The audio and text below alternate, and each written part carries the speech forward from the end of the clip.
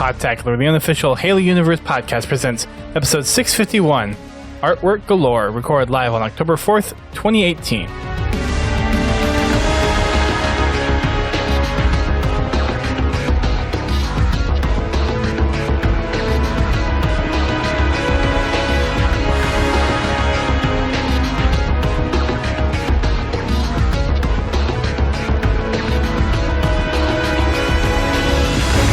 Hello everyone, welcome to Podtacular, the unofficial Halo Universe podcast. I am your host, Duststorm. And I am your co-host, Godzilla T. Welcome back to another fantastic episode where we talk about the latest and greatest Halo official news and community news. Not much on the official front, but there's a little bit on the community side of things, so we'll have a little bit to talk about tonight. Should be a little bit of a shorter show, which will be nice. As we normally do, though, let's go ahead and do a quick recap of some community streams that we've had over the past week, starting off with Fragger Fridays, hosted by GT. So, how did we do last Friday? We did good. We played some MCC.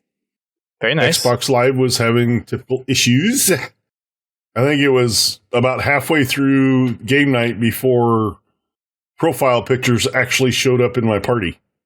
Oh. Way to go, Xbox. Huh. They were having technical issues. Yeah. But all in all, we had a lot of fun. Good.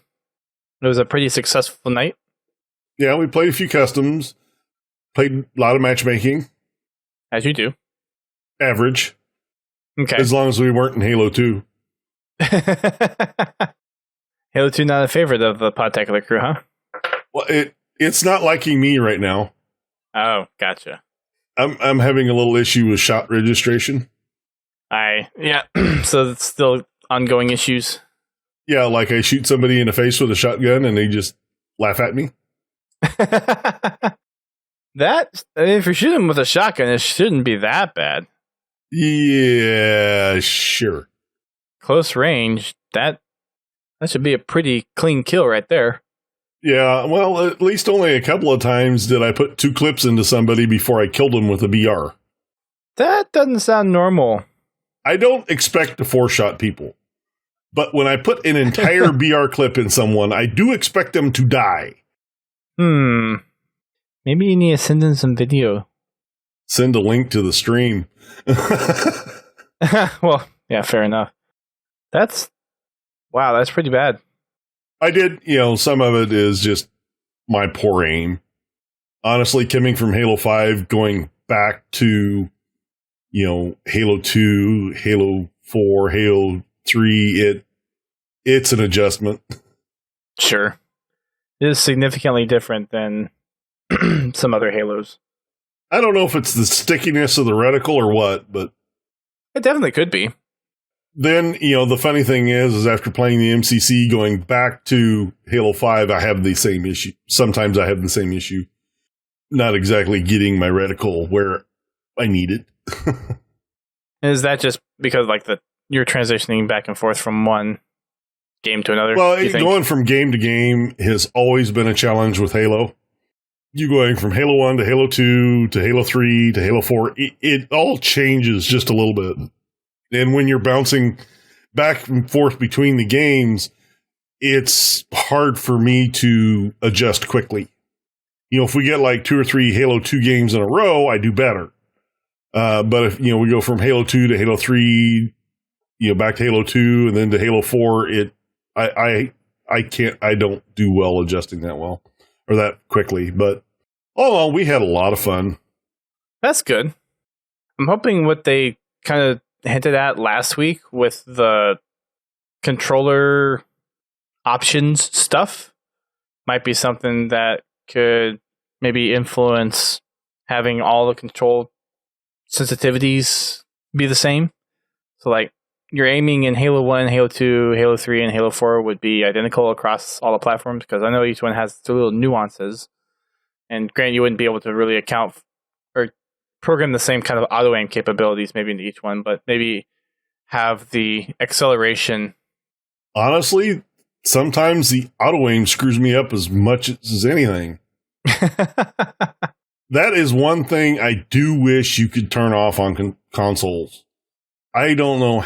I can't even begin to fathom how many shots I've missed because of auto aim. I'll be in a gunfight with someone and somebody drives by in a warthog and all of a sudden, whoop! Yeah, well, yeah, that's definitely a classic example of some of the older stuff. I think in the newer ones, it's a bit better. It's a bit better, but I'll be shooting across map with sniper rifle and somebody will walk across, and next thing you know, my reticle's following them. Right. It's one of those definitely comical moments because you have, and you've seen videos of it happen before. It's like, I missed a kill because someone drived in front of me and screwed up my aim.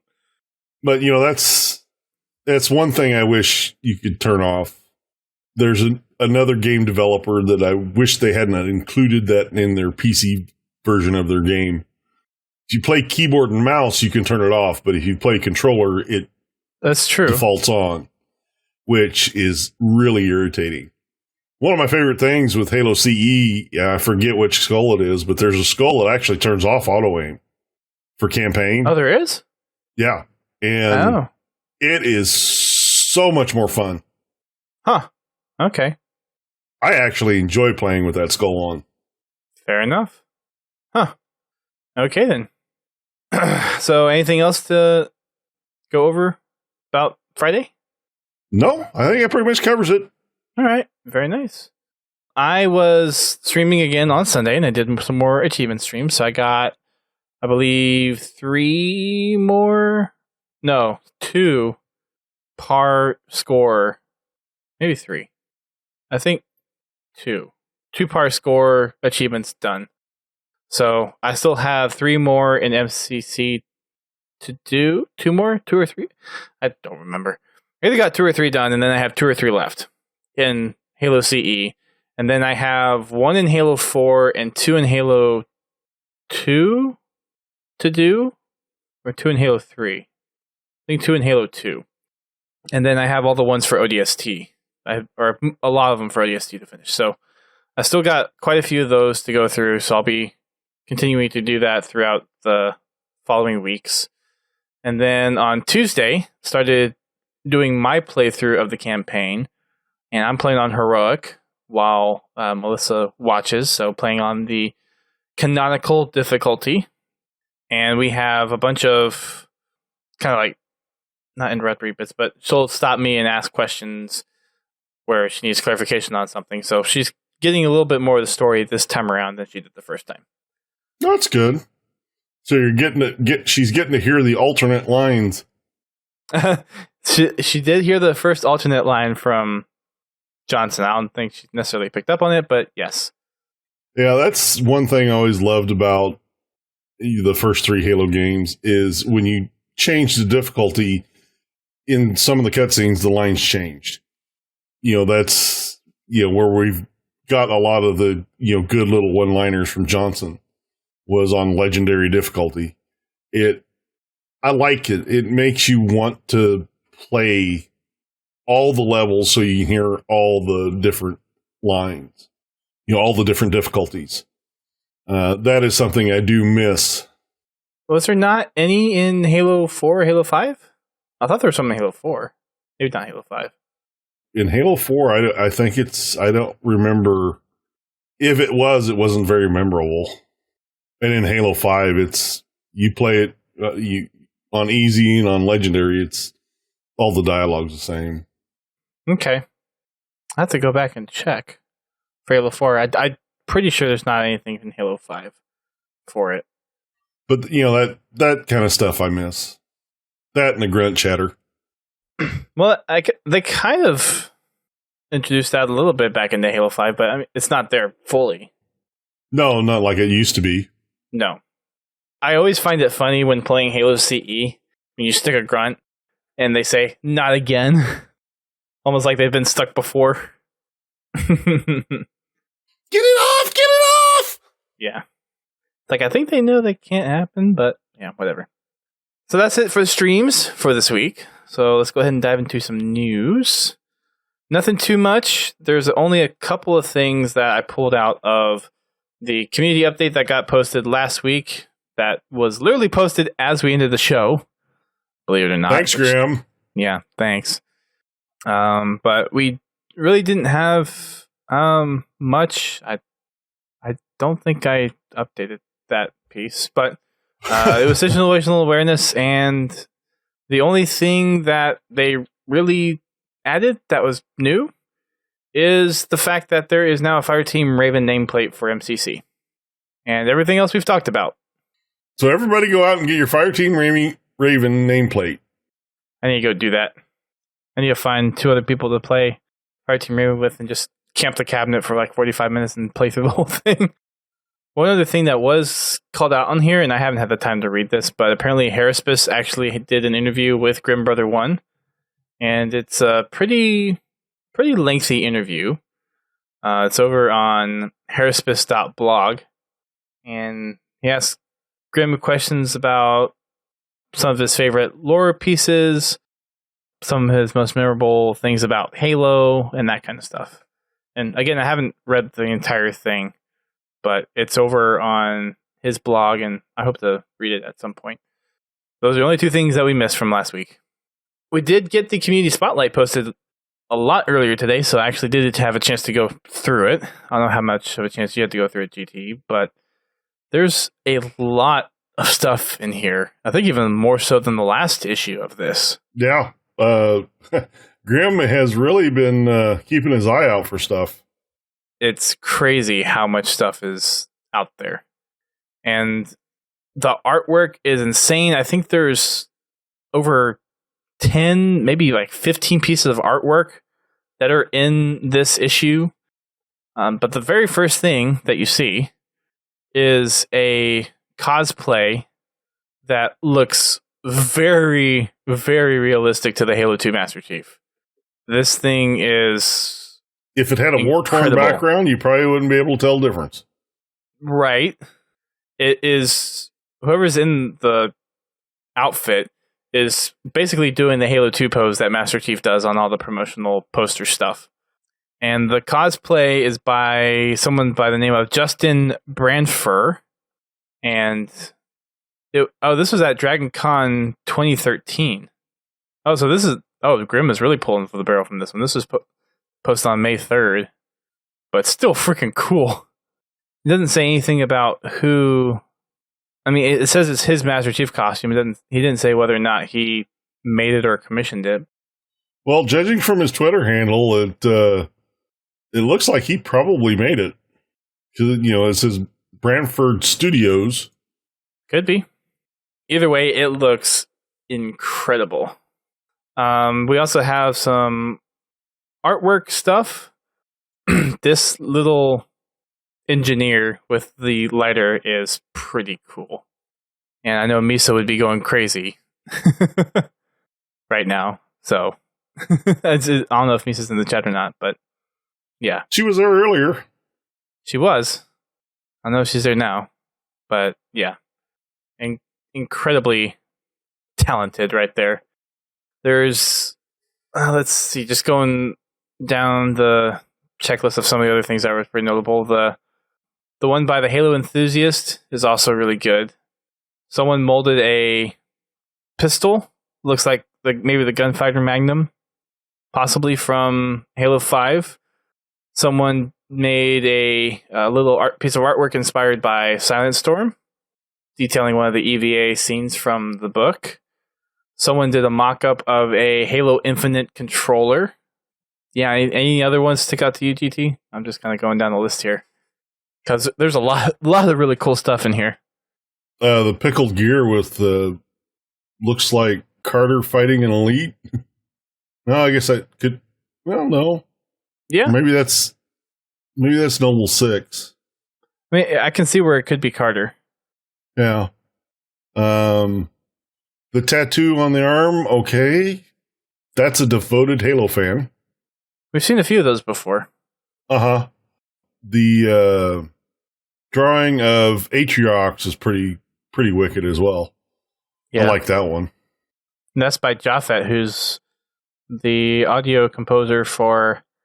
Can't remember which one it is, if it's for Installation 01 or for Project Contingency, but he's one of the I think audio composers for one of those too. Installation 01. That's which one he is.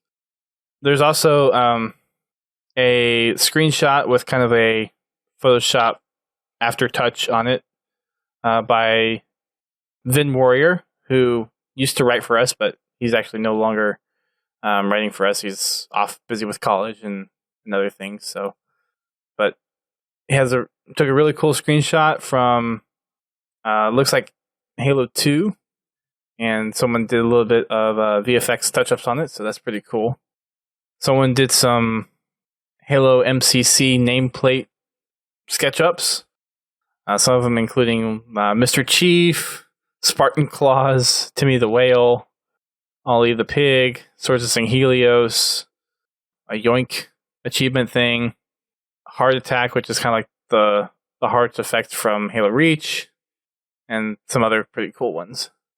Again, lots of really cool pieces of artwork. Next in the update, the Mr. Chief Pumpkin looks pretty cool. I missed that. Where is that? Pretty much just above the middle. It's in the middle column, third one down. Middle column, huh? In the picture, it's the middle column, third badge down. Oh, sorry. Okay. Oh, I missed that one. That's pretty cool. Perfect for Halloween. Mm-hmm. Next up is some videos. A lot of videos. A lot of videos. I did actually manage to watch a few of them. The Whatever It Takes Master Chief tribute is really cool. I definitely recommend that one. It's kind of like one of those music video type things where you just take game footage and match it up to the music, and it's really well cut together. The Beaks of Fury, I watched that one. Did you watch that one, GT? Let's see, which one is that one? It's the one with the MOAs from Reach. Oh, yeah, the MOAs, yeah. That was fun and silly. That was fun to watch. The Believe Remastered and the We'll Never Forget are both good ones, too. Yeah, and the Believe Remaster isn't exactly a remaster. It's just kind of an inspiration and has similar tones to it. The Halo 3 10th Anniversary 4K trailer was also pretty cool. Although, holy crap, solar flares. Yeah. Or lens flares. That's pretty much all the ones that I took time to watch. Did you watch any of the other ones? No, that's as far as I got. It's not being good. There's some other Halo or hashtag Halo Spotlight stuff. And the first one up there being from Forza Horizon 4, which just got released. So someone already made it all the way to doing the Halo showcase. I don't know how much time it took because this was posted on October 1st, but I guess you don't have to get very far into the game in order to get access to it. So that's kind of cool. There is some really cool customizations to the Warthog that you can make, apparently, though. So I'm looking forward to getting to that.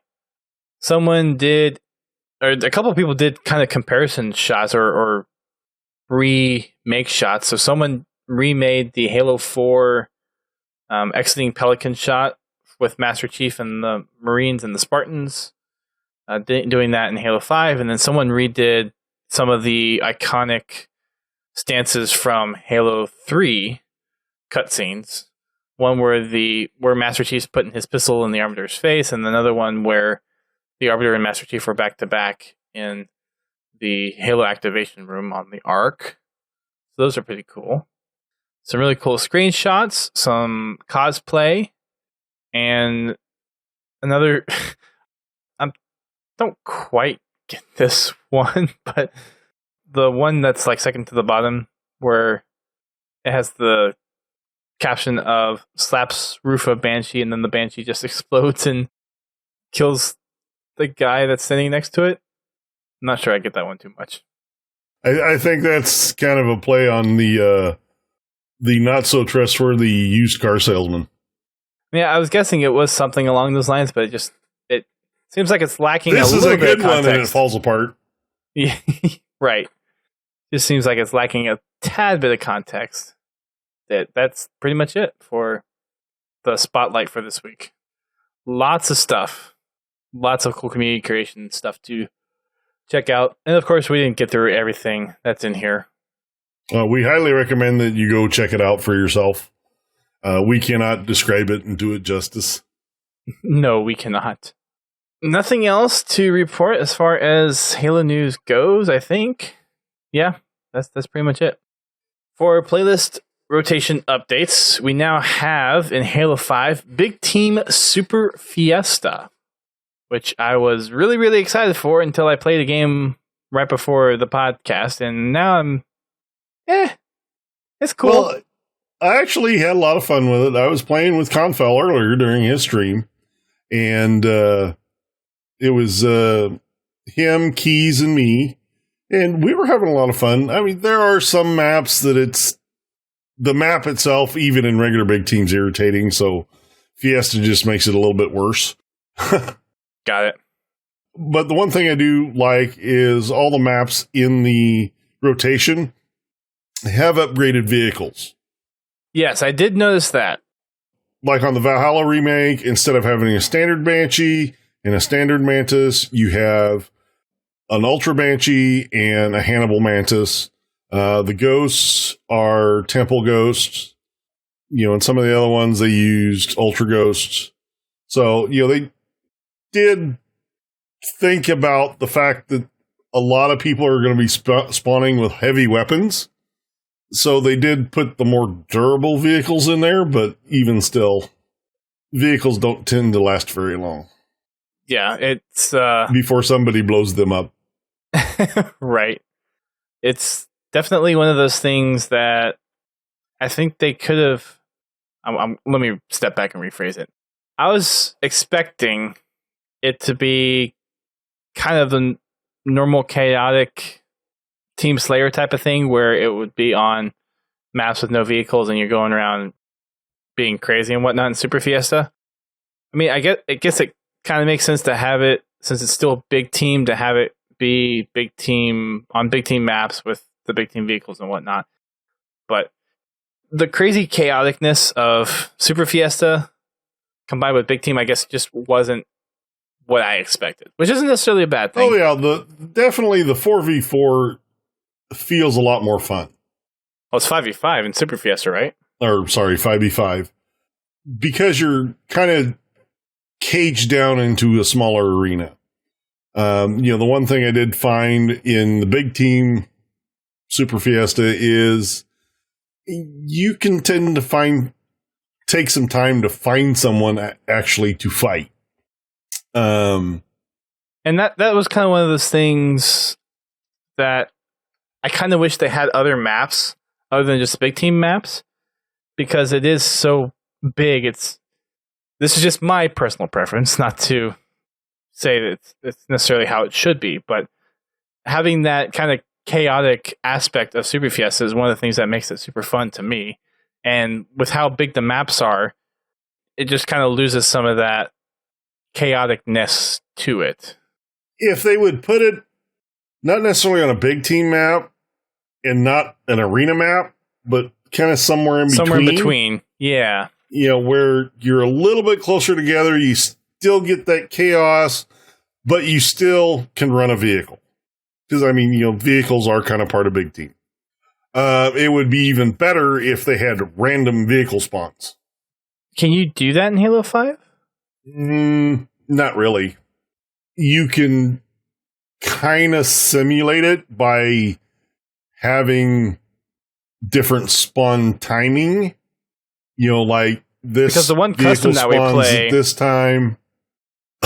Yeah, we play Vehicle Fiesta, but you teleport to the vehicle, and the teleporter is the random part mostly.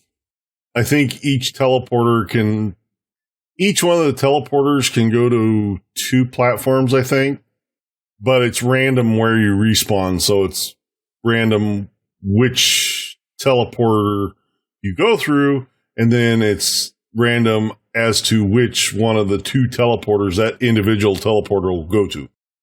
Right. Okay. But it would be nice if there was some type of way to make random vehicles on there. Yeah.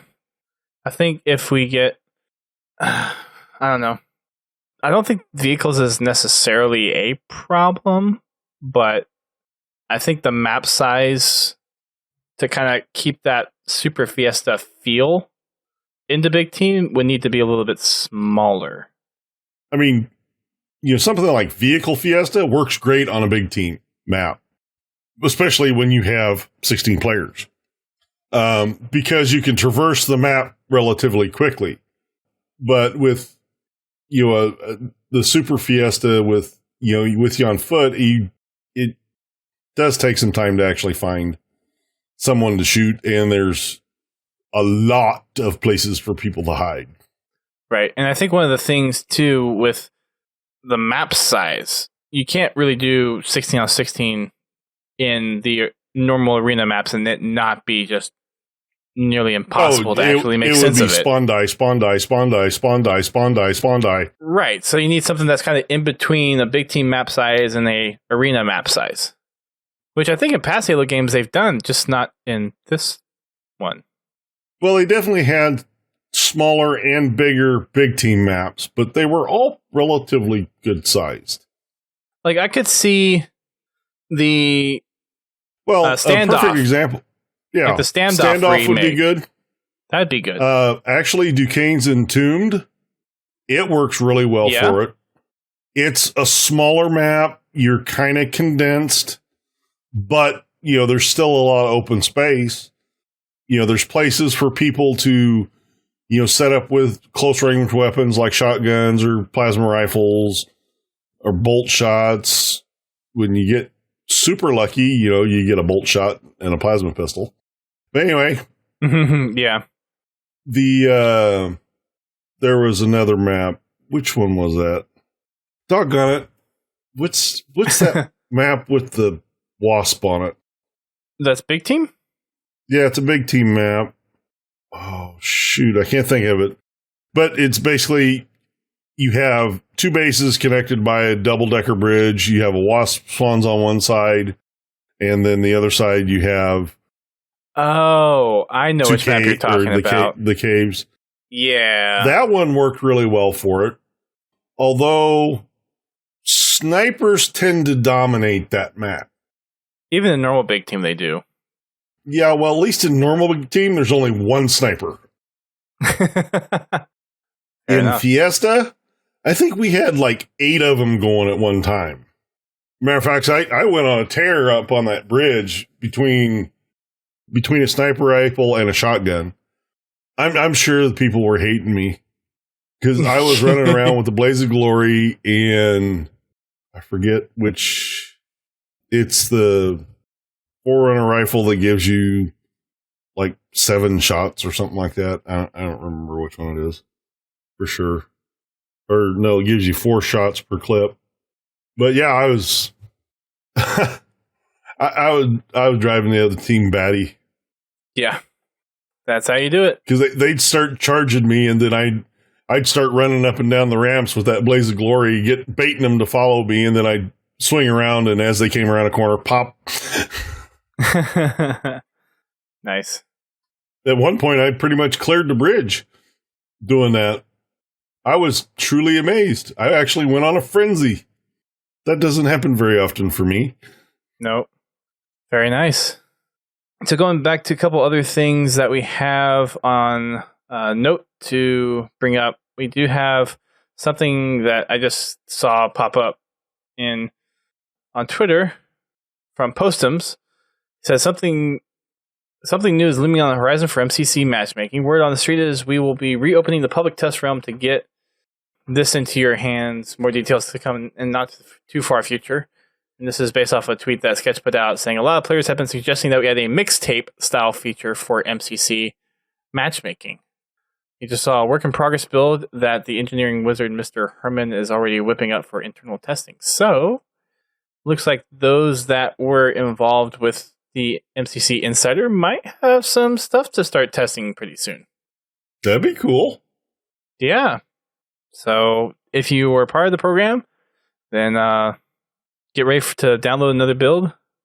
I don't think they're opening that up to any new joinees, but I think for the most part, we are going to probably have a big enough pool size to test it out. So yeah, it'll be interesting to see how the mixtape thing works out. Yeah. On the minute news. Actually, that was out 30 minutes ago, but I just now saw it. Well, we were busy. Yeah. Dealing with technical issues and all that fun stuff. Yeah, we were busy trying to make our stream work. Yeah, pretty much. Nothing new on the MCC playlist rotation. So Team Snipers is still there. They haven't said anything about what's going to be upcoming for that, but I'm assuming we'll probably get something via Twitter on that. So stay tuned for any updates there. The official Spartan Field Manual is out now, so you can pick up your own copy if you don't have it yet by going to podtacular.com/SFM. And the Kindle version is $9.99 and the paperback is $11.99. Do they have that in audiobook form? Oh. They didn't when we checked last week, but if we go ahead and check this week... I really doubt that they're going to do an audiobook on that one. I guess that kind of makes sense because there's a lot of illustration type stuff in there. But no, there's no audiobook version of that. So there you go. It is out, available now to purchase. Again, podtacular.com/SFM will take you there. The Xbox that was being auctioned off for charity that's been closed out, and the winning bid was $3,750, benefiting the Make-A-Wish Foundation. So that's a lot for an Xbox. Yeah. If you think about it, that's not as much as I thought it'd bring, but I thought it would at least go over 5,000. And I believe when we asked Laird that question on stream a couple weeks ago, he was thinking it could probably hit 5,000 too, but I guess not. That bidding is done, which also brings up the Xbox Game Pass quest that was completed by last Sunday. So Sunday was the last day to get all of your requirements in for that. I got all of my requirements. I'm not expecting to win the Xbox, but one can hope, right? I'm pretty sure I'm not going to. Well, you didn't get... did you get the trial of Game Pass? No. Okay. I didn't even attempt it. Okay. Honestly, it wasn't that hard to do. The quest items, the biggest hurdle was actually just getting Game Pass. Yeah. Well, let's put it this way. Tonight was the first time that I've played any games since Friday. Gotcha. I've been rather busy. Fair enough. Busy with car stuff? With life stuff and car stuff.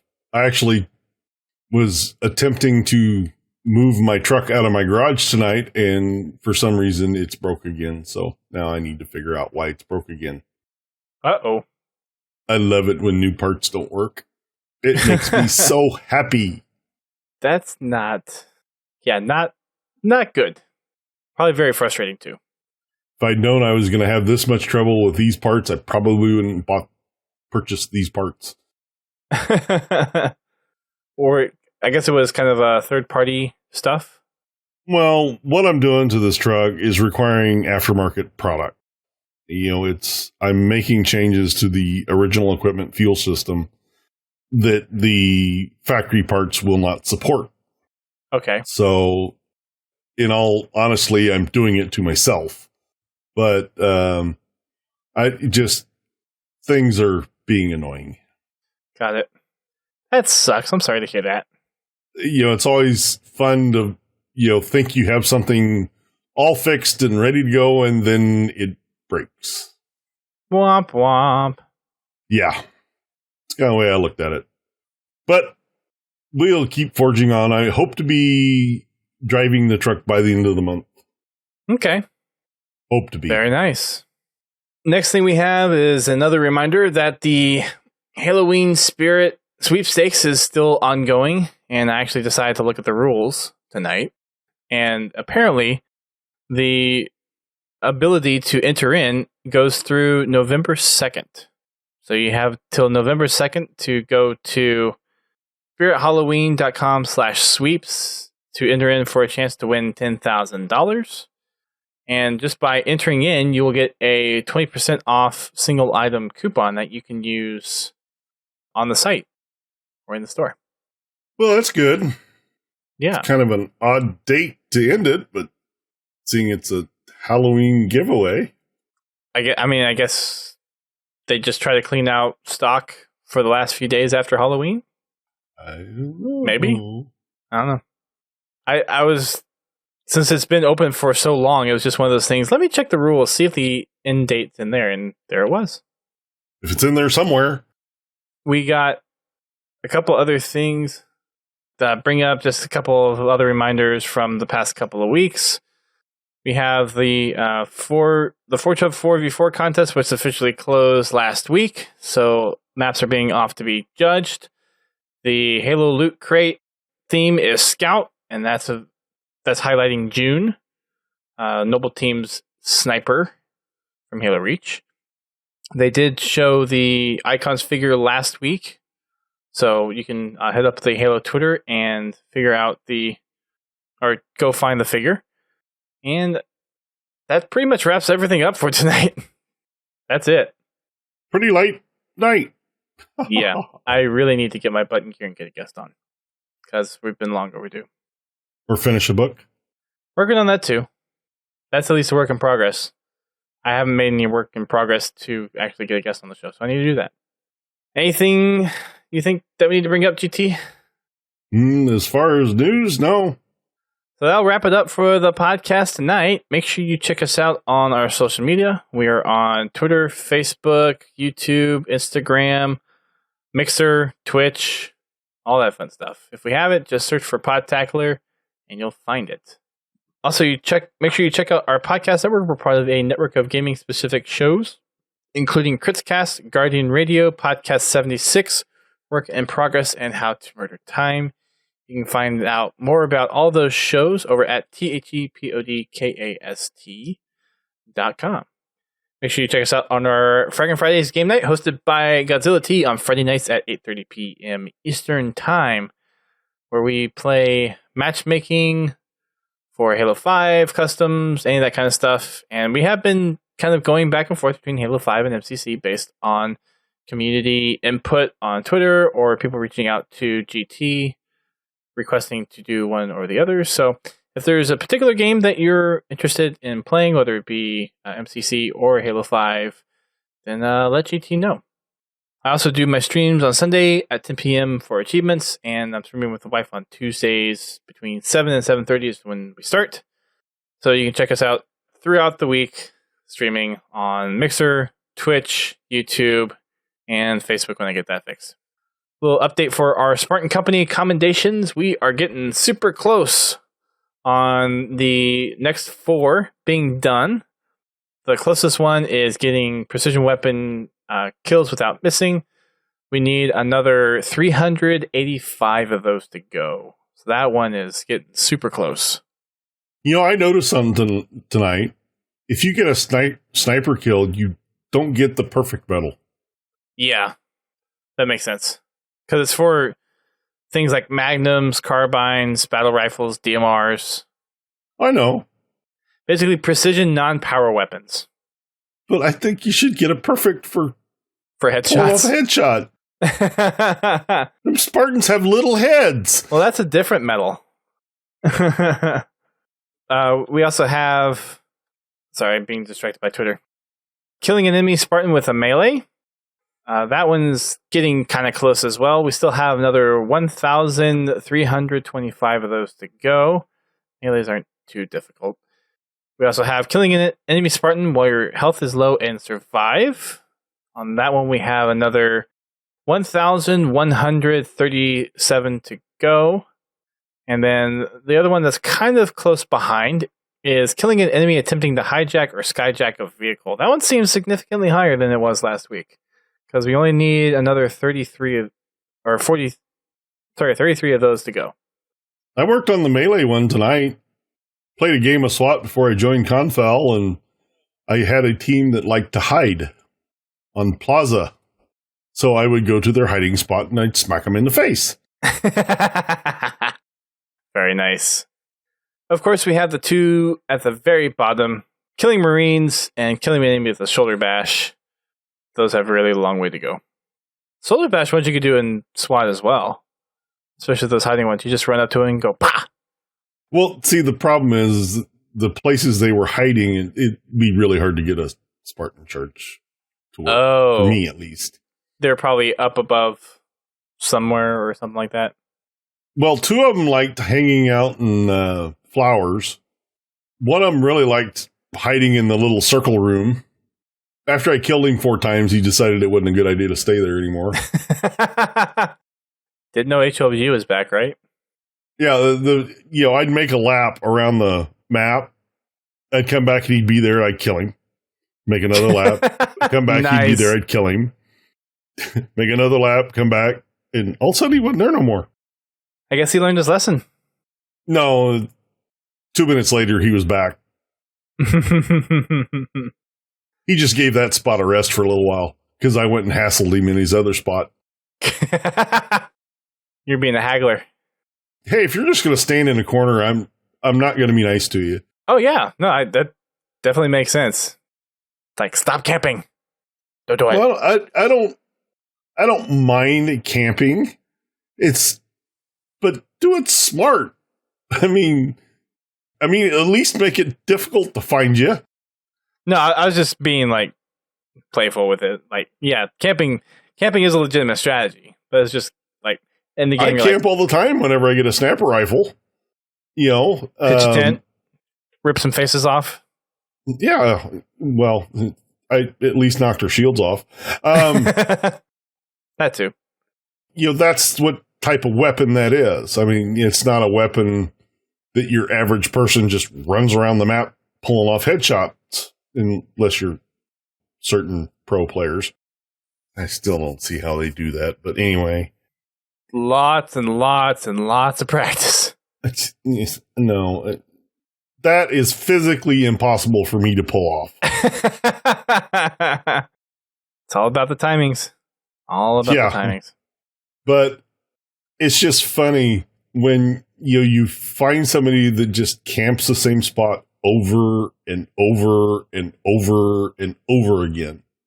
I mean, there are certain maps that there is an area I will hang around in because I know that I know where to stand to trigger spawns, but it's not like I'm hiding behind a rock waiting for somebody to walk by. Right. Know enough of how to influence the spawns on the map and how to kind of catch some people off guard who aren't as familiar with it.